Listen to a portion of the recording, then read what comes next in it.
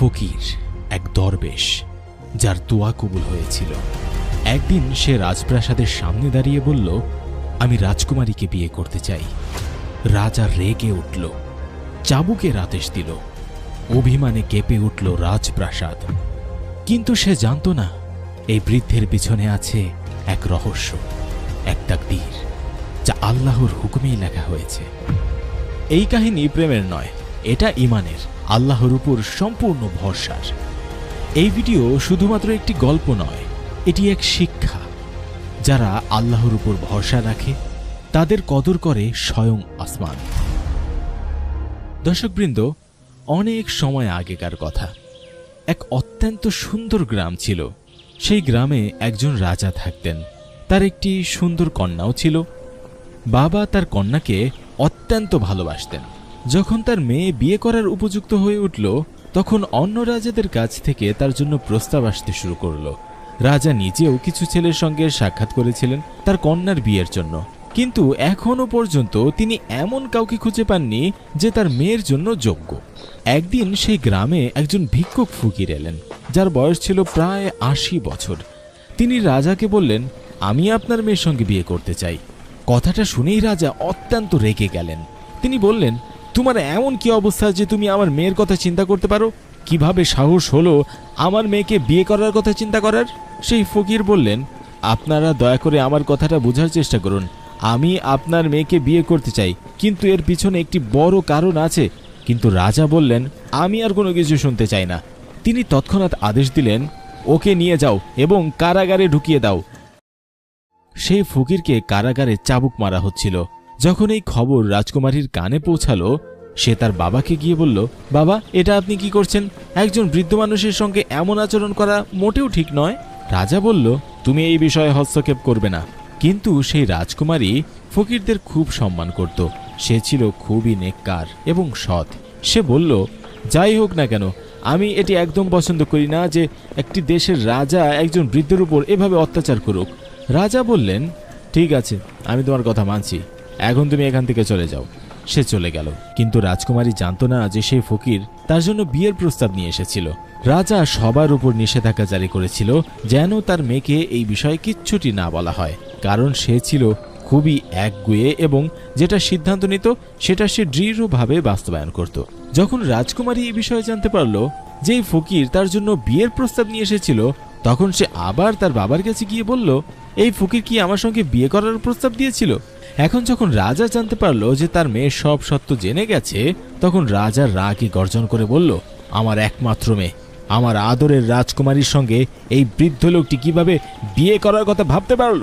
কিন্তু মেয়েটি ছিল খুবই বুদ্ধিমতী। সে তখন তার বাবার সামনে একদম চুপচাপ ছিল, কিন্তু মনে মনে ভাবছিল, যদি এই ফকির আমার সঙ্গে বিয়ে করতে চায় তাহলে এর পিছনে নিশ্চয়ই কোনো না কোনো কারণ আছে।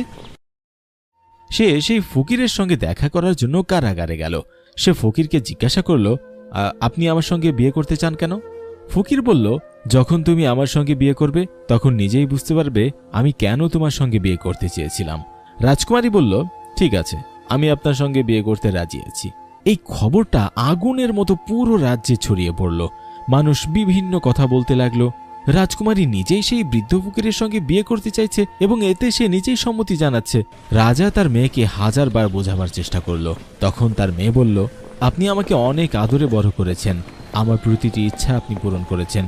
এখন যখন বিয়ের প্রশ্ন এসেছে, আমি তাকেই বিয়ে করব যাকে আমার মন চায়। কিন্তু রাজা কোনোভাবেই রাজি হচ্ছিলেন না।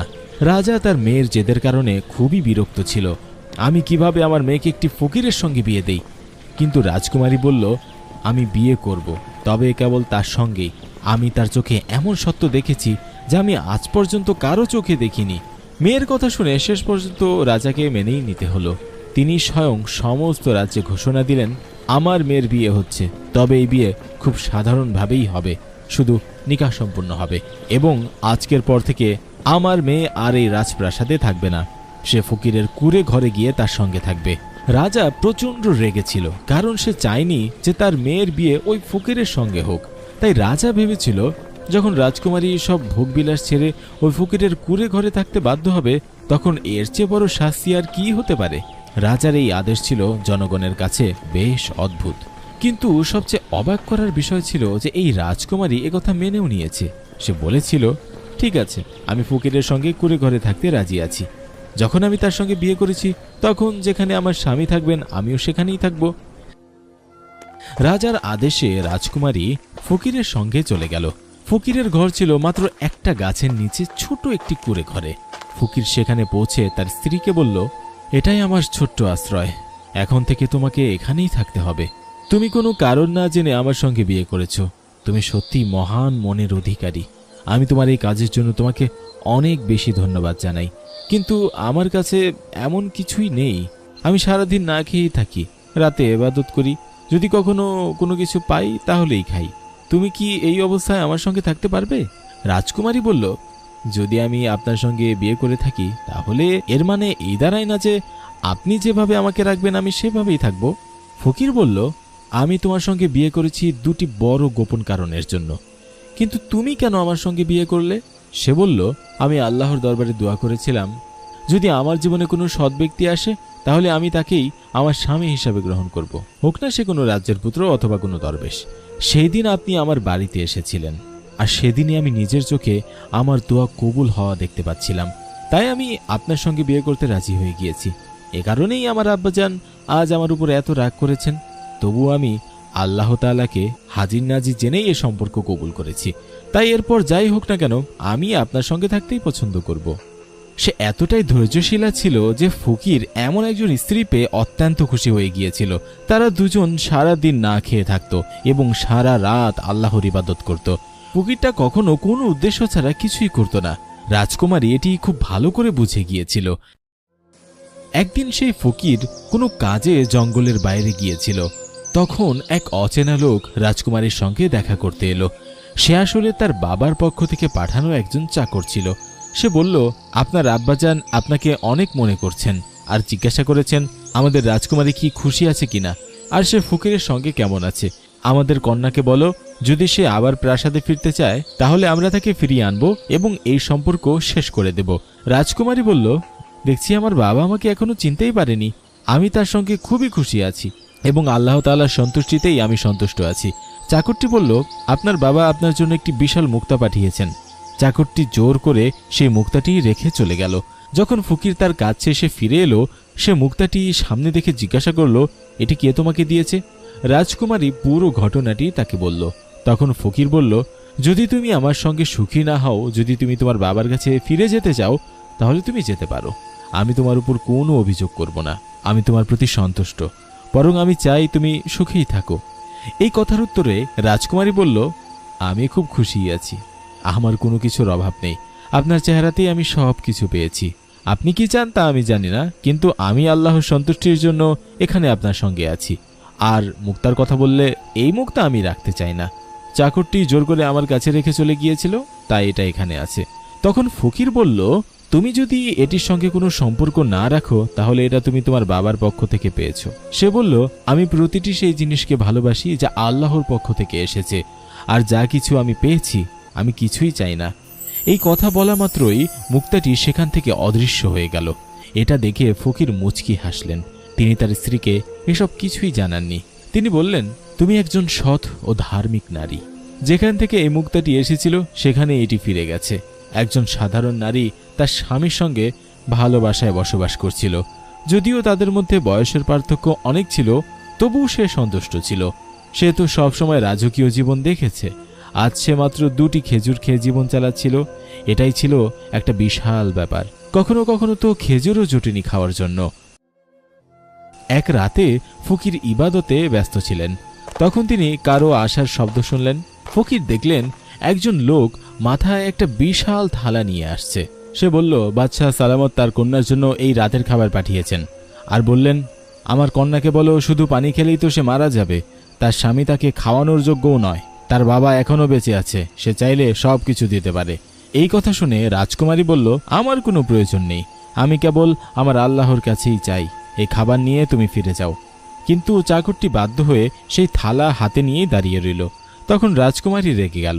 সে বলল, আমি এই খাবার খাবো না, আমি আল্লাহর দেওয়া নিয়ামতের অস্বীকারী নই। রাজকুমারীর মুখে এই কথা শুনে ফকিরের চোখে পানি চলে এলো। তিনি আল্লাহর দরবারে দোয়া করলেন, হে আল্লাহ, তুমি আমার স্ত্রীর জন্য আকাশ থেকে এমন একটি ফল নামিয়ে দাও যেটা কখনো কেউ দেখেনি। ফকিরের এই দোয়া কবুল হয়ে গেল। আকাশ থেকে রূপার থালা নেমে আসতে দেখা গেল, যার মধ্যে খাবার পরিবেশিত ছিল। রাজকুমারীর বাবার পাঠানো সেই চাকর এই দৃশ্য দেখে হতবাক হয়ে গেল। সে নিজে যে খাবার থালাতে এনেছিল তা নিয়ে সে প্রাসাদের দিকে ফিরে গেল। এদিকে ফকির বললেন, তুমি তো সবসময় বলো যদি আল্লাহ তোমাকে খাবার পাঠান তবেই তুমি খাবে। দেখো, এই খাবার তোমার জন্য আকাশ থেকে নেমে এসেছে, এটি আল্লাহ তাআলার পক্ষ থেকেই। এবার রাজকুমারী তার স্বামীর সঙ্গে মিলে সেই খাবার খেল। বিয়ের পর আজই ছিল প্রথম দিন যেদিন সে পেট ভরে খেতে পারল। সে আল্লাহর প্রতি কৃতজ্ঞতা প্রকাশ করল। চাকরটি যখন রাজপ্রাসাদে ফিরে গেল তখন সে রাজার কাছে বলল, এখন আপনি আপনার কন্যার কোনো চিন্তা করবেন না, তার জন্য তো আকাশ থেকে রূপার থালা নামছে। সে খুব ভালো জীবনযাপন করছে। সে কোনো সাধারণ ফকির নয়, বরং মনে হচ্ছে কোনো রাজ্যের রাজপুত্র। রাজা বলল, এটা কি করে সম্ভব? যদি সে তাই হতো তবে সে কুঁড়ে ঘরে কেন থাকতো? আর আমার মেয়ে কিভাবে আমার বিরুদ্ধে যেতে পারলো? আমি কিছুই তো বুঝতে পারছি না। সে বলল, আমিও তো একটু গিয়ে দেখি আমার মেয়ের জন্য খাবারটা শেষ পর্যন্ত কোথা থেকে আসে। একদিন সে গোপনে ছদ্মবেশে ফকিরের কুঁড়ে ঘরে পৌঁছে গেল। সেই দিন ফকির আবার আল্লাহর দরবারে দোয়া করছিলেন। বাদশাহ নিজ চোখে দেখল যে আকাশ থেকে এক থালা নামছে, আর তাতে এমন সব খাবার রয়েছে যা আগে কখনো কেউ খায়নি। এমনকি তার রাজপ্রাসাদেও এমন কোনো খাবার কখনো তৈরি হয়নি। এই দৃশ্য দেখে তার রক্ত ফুটে উঠল। সে রাজপ্রাসাদে ফিরে এলো আর উত্তেজনায় এদিক ওদিক হাঁটতে লাগলো। সে বলল, আমার মনে হচ্ছে এই ফকির নিশ্চয় কোনো বড় জাদুকর, তাই সে এইভাবে উপর থেকে খাবার আনতে পারছে। সে তার বিশ্বস্ত লোককে বলল, এই জাদুকরকে ধ্বংস করতে হবে। এই জাদুকর তো আমার মেয়েকে আমার কাছ থেকে দূরে সরিয়ে নিয়েছে। লোকটি বলল, হ্যাঁ, আমি এমন জাদুকরকে চিনি যে তার সঙ্গে লড়তে পারবে। সে একজন অত্যন্ত শক্তিশালী জাদুকর। তার জাদুর সামনে অন্য কোনো জাদুকরের কোনো খাওয়াই নেই। বাদশা বলল, ঠিক আছে, তাকে তাড়াতাড়ি আমার সামনে নিয়ে এসো। যখন সেই জাদুকর এলো তাকে পুরো ব্যাপারটি জানানো হলো এবং বলা হলো, একজন আল্লাহর বান্দা ফকির আমার মেয়েকে নিয়ে গেছে এবং জাদুর মতো প্রতিদিন তাকে খাবার দিচ্ছে। রাজকুমারী যদি এমন খাবার খেতে থাকে তাহলে তো সে সবসময় তার প্রশংসাই করবে। আমার যে কোনো মূল্যে আমার মেয়েকে ফেরত পেতে হবে। জাদুকর তখন তার মন্ত্র পড়া শুরু করলো। কয়েকদিন পর তার জানা হয়ে গেল সে কোনো জাদুকর নয়, বরং কোনো এক আল্লাহর নেক বান্দা। তার সঙ্গে মোকাবেলা করা এত সহজ নয়। জাদুকর সরাসরি বাদশাহর কাছে গিয়ে বলল, আমি তার সঙ্গে মোকাবেলা করতে পারবো না, কারণ যদি আমি তার সামনে দাঁড়াই তাহলে আমার অনেক বড় ক্ষতি হয়ে যাবে। বাদশাহ বলল, কি এমন ক্ষতি হবে? সে বলল, আমি তার সঙ্গে কোনো জাদু করতে চাই না। বাদশাহ এবার ভীষণ রেগে গেল, কারণ এতদিন সে সব সহ্য করে এসেছিল।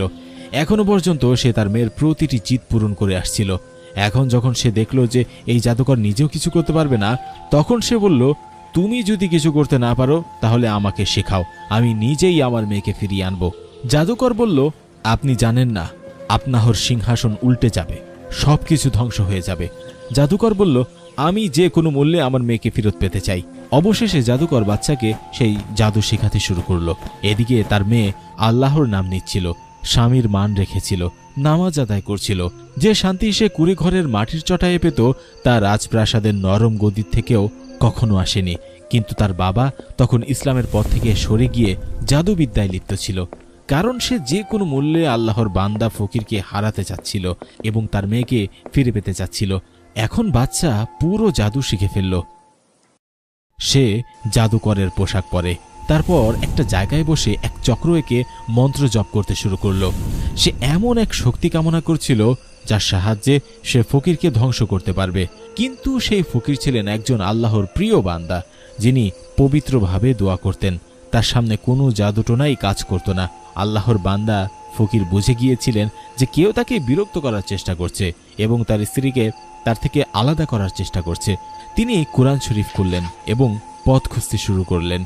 বাচ্চা বরাবর মন্ত্র পড়ে ফু দিতে লাগলো, কিন্তু সেই প্রতিটি ফু তার দিকেই ফিরে আসছিল। অবশেষে বাচ্চা এক বিশেষ মন্ত্র পড়তে শুরু করলো। মন্ত্র পড়া মাত্র সেখানে এক বিশাল মোটা বুনো সিংহ উপস্থিত হলো।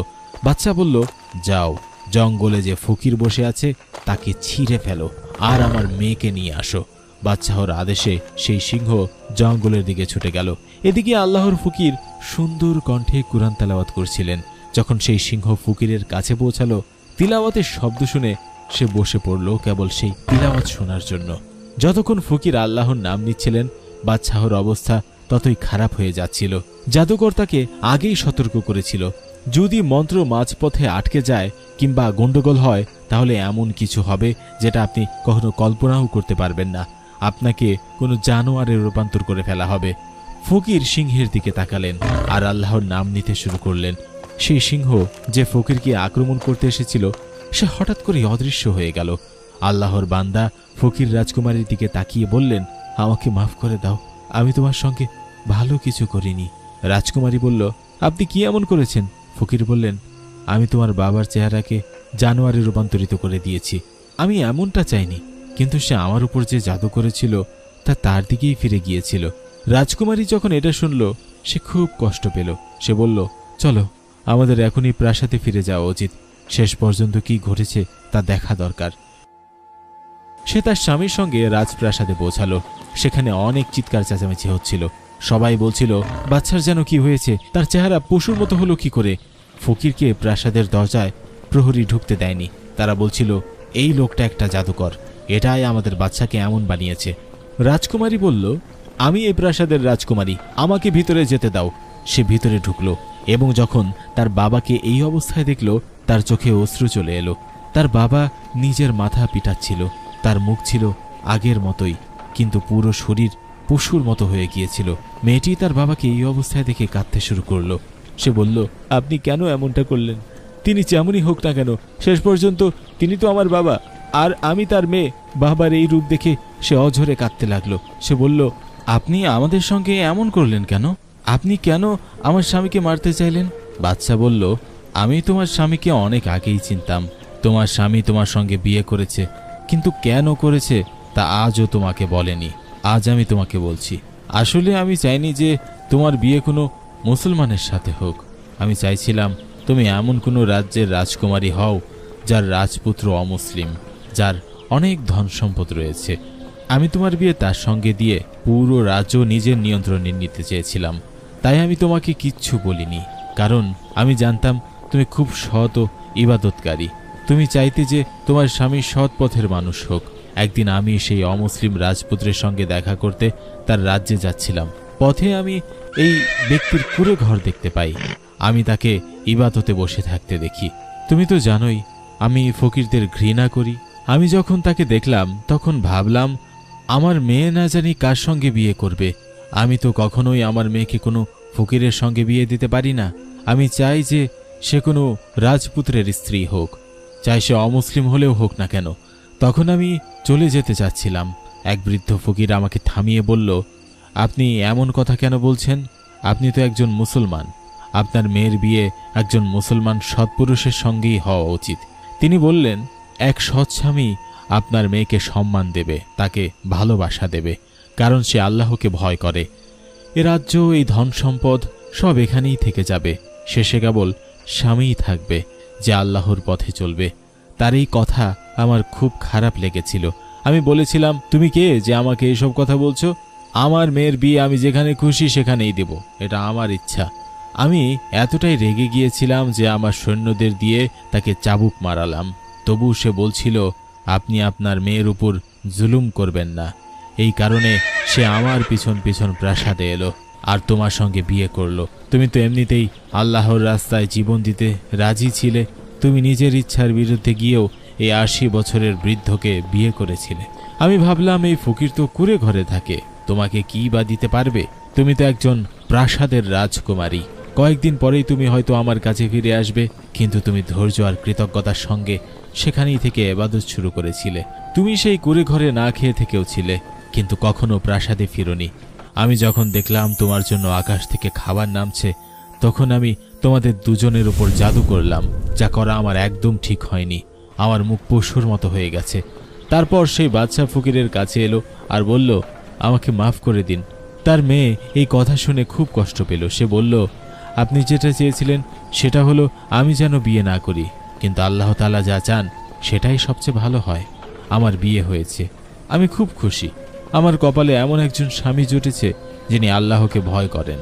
তিনি পরহেজগার, ইবাদতকারী এবং সৎ মানুষ। তিনি তার স্ত্রীকে সম্মান করেন। আমি সব সময় দোয়া করতাম যা কিছু পাই যেন আল্লাহর পক্ষ থেকেই পাই। আমার স্বামীও আল্লাহর পক্ষ থেকেই আমার কাছে এসেছে। যদি তিনি ৮০ বছরের বৃদ্ধও হন তবুও আমি খুশি, কারণ একজন স্বামী যদি তার স্ত্রীকে সম্মান করেন তাকেই ভালো স্বামী বলা হয়। আমি কেন এমন রাজপুত্রকে খুঁজব যার রাজ্য বিশাল কিন্তু হৃদয়টা অনেক ছোট? আমি আল্লাহর দরবারে যা কিছু চেয়েছি সবই পেয়েছি। এই বলার পরই মুহূর্তেই সেই ফকিরের চেহারা বদলে গেল। তিনি হয়ে গেলেন এক তরুণ, অত্যন্ত সুন্দর এক মানুষ। রাজকুমারী যখন তার স্বামীকে ভালো করে দেখল, সে বলল, সুবহানাল্লাহ, আপনি কে? তখন সেই আল্লাহওয়ালা বললেন, আমি তোমার স্বামী। রাজকুমারী তো নিজের চোখকেই বিশ্বাস করতে পারছিলেন না। বাদশাহ এই দৃশ্য দেখে অবাক হয়ে গেল এবং নিজের অবস্থার কথা ভেবে কাঁদতে লাগল। সে বলল, আমি এক ৮০ বছরের বৃদ্ধকে এত অপমান করলাম যে আমার চেহারাটাই পশুর মতো হয়ে গেল, কিন্তু এই আল্লাহওয়ালা আবার তরুণ হয়ে গেলেন। ফকির বললেন, হ্যাঁ, আমি তোমার স্বামী। তুমি ধৈর্য ও কৃতজ্ঞতার সঙ্গে জীবন কাটিয়েছ। আমি যেটুকু দিয়েছি তুমি ততটুকুই খেয়েছ, একবারও অভিযোগ করনি। আল্লাহ পাক তোমার প্রতি খুশি হয়ে তোমাকে এমন মর্যাদা দিয়েছেন যার তুমি প্রকৃত দাবিদার। এরপর তিনি তার স্ত্রীকে নিয়ে জঙ্গলের পথে রওনা দিলেন। তিনি বললেন, তোমার সেই কুঁড়ে ঘরে নয়, আমি তোমাকে এমন জায়গায় নিয়ে যাচ্ছি যেখানে তুমি এক রানী হয়ে থাকবে। এই কুঁড়ে ঘর, এই জঙ্গল, এই শূন্য গাছপালা সবই ছিল তোমার পরীক্ষা। তুমি সেই পরীক্ষায় সফল হয়েছ। আমি তো বলেছিলাম যখন তুমি আসল কারণ জানতে পারবে তখন তুমি আল্লাহর শুকরিয়া আদায় করবে। তো বন্ধুরা, দেখলেন তো, একজন রাজকুমারী যিনি এক গরিব ফকিরের কুঁড়ে ঘরে তার স্ত্রী হয়ে বাস করছিলেন, তিনি সব কিছু আল্লাহর কাছে চাইতেন। তিনি সব কিছুই আল্লাহর কাছে প্রার্থনা করতেন। যারা আল্লাহর উপর ভরসা রাখে, আল্লাহ তাআলা তাদের এমন জায়গা থেকে রিজিক দেন যার কল্পনা সে কখনো করতে পারেনি। তাই আমাদেরও উচিত শুধু এবং শুধুই আল্লাহর উপর ভরসা রাখা এবং শুধুই আল্লাহর কাছেই প্রার্থনা করা। শেষে আল্লাহ পাকের দরবারে দোয়া করি, আল্লাহ আমাদের সব দুঃখ কষ্ট যেন দূর করে দেন, আমাদের সব প্রার্থনাগুলো যেন আল্লাহ তাআলা কবুল করেন। আমিন।